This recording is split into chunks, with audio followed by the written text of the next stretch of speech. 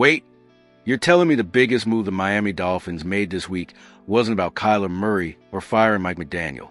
It was promoting an undrafted rookie tight end that nobody's ever heard of? And you know what? That might actually be the most telling move of this entire disastrous season. Because the promotion of Hayden Rucci from practice squad to the active 53-man roster is not just a roster move. It's a white flag.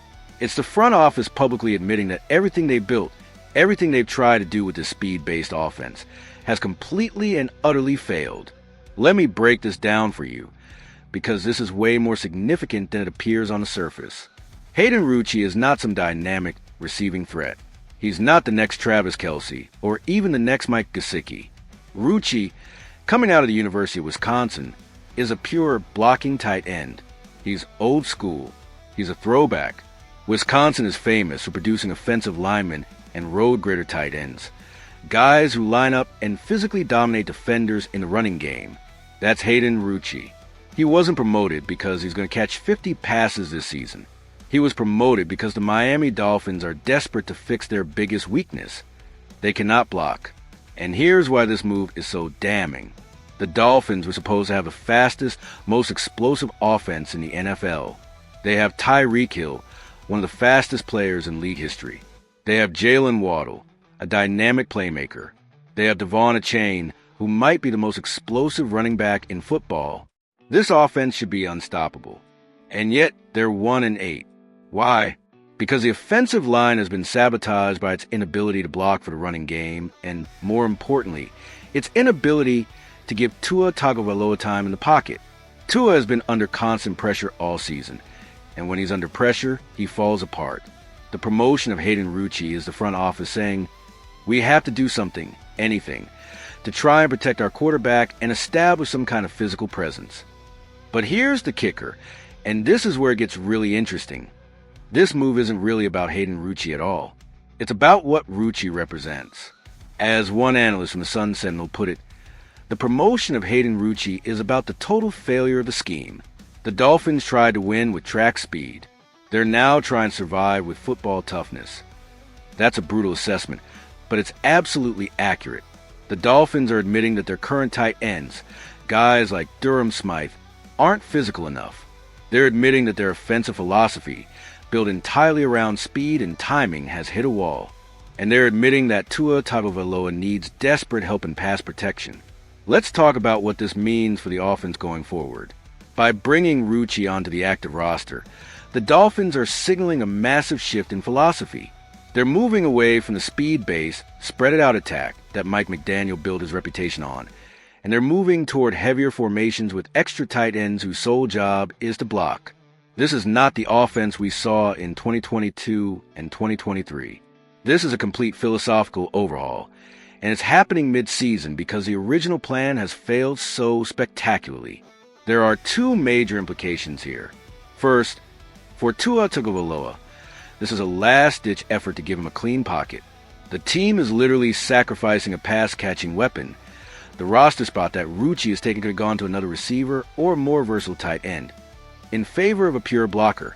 They're hoping that by adding more beef up front, they can finally give Tua the time he needs to go through progressions and deliver the ball. But here's the problem. If you need to completely redesign your offense just to give your quarterback a fighting chance, what does that say about your quarterback? It says he can't function when things aren't perfect. It says he needs everything to go right just to be average. That's not a franchise quarterback. That's a liability. Second, for Devon Achane, this move signals that the Dolphins want to get back to the running game, which is the only thing that actually worked early in the season. Rucci is going to be used as essentially a sixth offensive lineman, an extra blocker whose job is to open holes for Achane. And honestly, that makes sense. Achane has been one of the few bright spots on this offense. When he gets the ball in space, he's electric. But Miami hasn't been able to consistently run the ball because their offensive line gets dominated at the point of attack. Bringing in a physical, old-school blocking tight end is an attempt to establish some kind of identity in the run game. It's an admission that the finesse, speed-based approach isn't working, and they need to get back to basics. Line up, be physical, and impose your will. But here's what really gets me about this move. It's a silent admission of failure.